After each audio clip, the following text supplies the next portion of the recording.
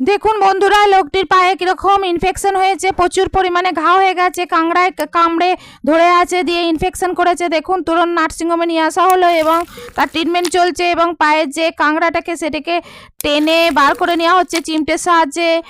দেখুন আপনাদের ভালো লাগলে অবশ্যই সাবস্ক্রাইব এবং লাইক করবেন এবং চিমটের সাহায্যে দেখুন কাংড়াটিকে কেটে কেটে বার করে নেওয়া হচ্ছে। সমস্ত কাংড়াটাকে টেনে বার করে নেওয়া হবে। আর কত পোকা বল বল করছে, দেখুন পাটা পুরো ঘা হয়ে গেছে, প্রচুর পরিমাণে সেপটিক হয়ে গেছে পাটার মধ্যে। পাটিকে কতটা ভালো হবে জানি না, কিন্তু পাটা সমস্ত কাংড়াটাকে টেনে বের করে নেওয়া হলো। এরপর দেখুন পাটার কি অবস্থা, পুরো পোকাতে ছেয়ে গেছে পাটার মধ্যে এবং সেই পায়ের অংশটাকে কেটে বাদ দিয়ে দেওয়া হচ্ছে। দেখুন ঘাটিকে কেটে ফেলে দেওয়া হলো। কেটে ফেলে দেওয়ার পর পোকাগুলিকে ফেলে দেওয়া হবে এবং পাটি সুস্থ হয়ে যাবে।